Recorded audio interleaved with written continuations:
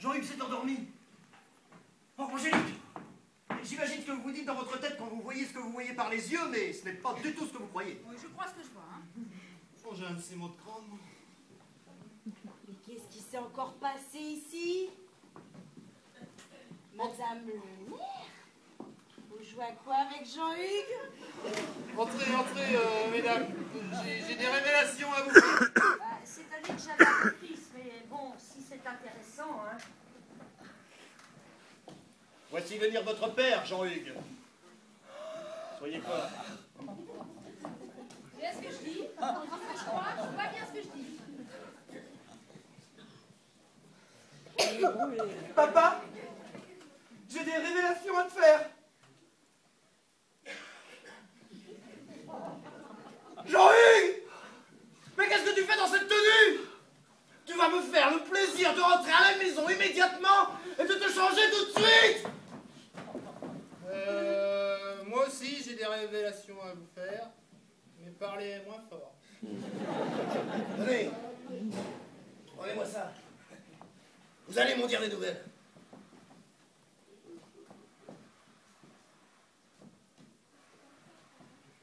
Ah, ça, c'est libre. Ah bah ça fait du bien par où ça passe. Bon alors, ces révélations là. J'y viens, j'y viens. Tiens, monsieur le commissaire. C'est le dossier que vous m'avez demandé, monsieur le commissaire.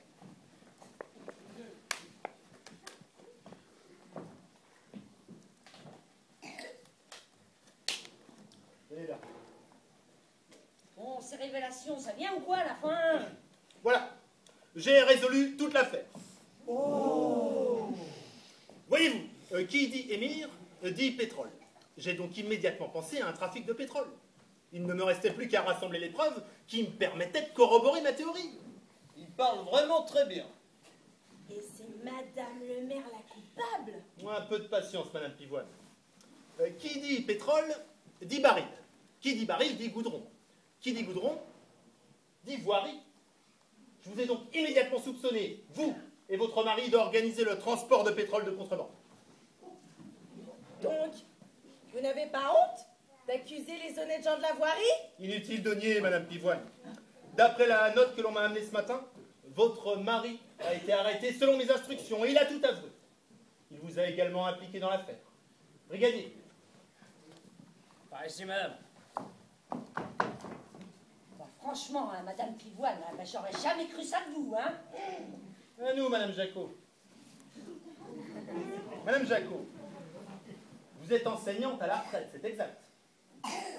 Dans quelle matière avez-vous enseigné? Et comment voulez-vous que je m'en souvienne? C'était il y a longtemps. Rassurez-vous, j'ai fait mes propres recherches. Vous étiez enseignante en langues orientales. Étonnant.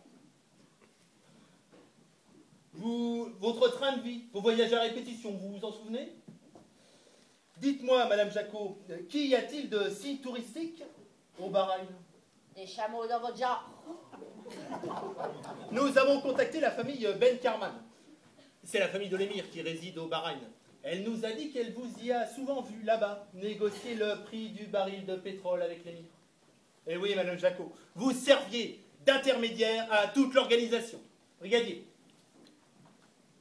Je vous en prie, madame.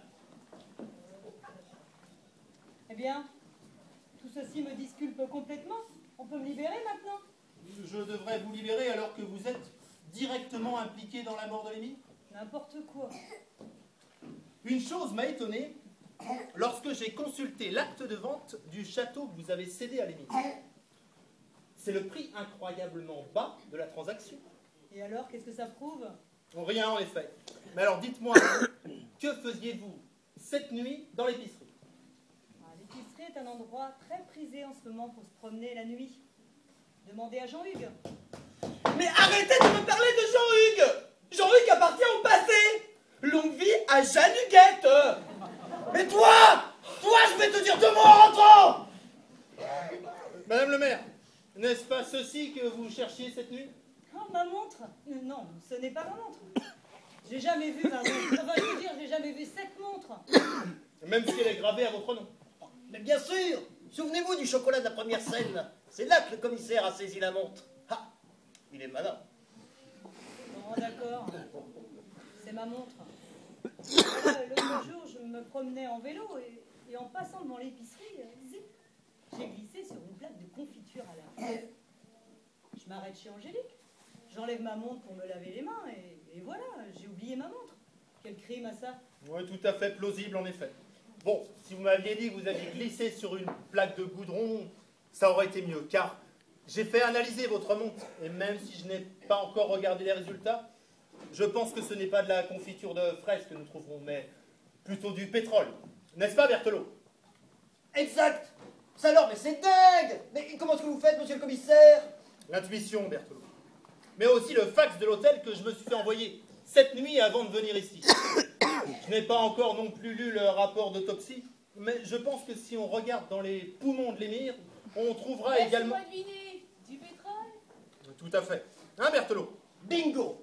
Monsieur le commissaire, vous êtes éblouissant. Vous étincelez mes nuits de votre savoir vertigineux. Mais comment avez-vous deviné?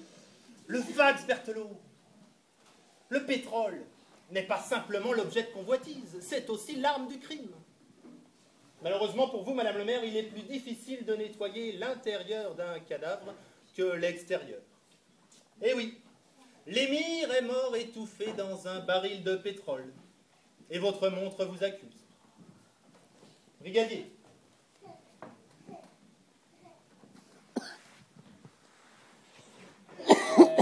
Pas très bien. Réglementaire, ces menottes.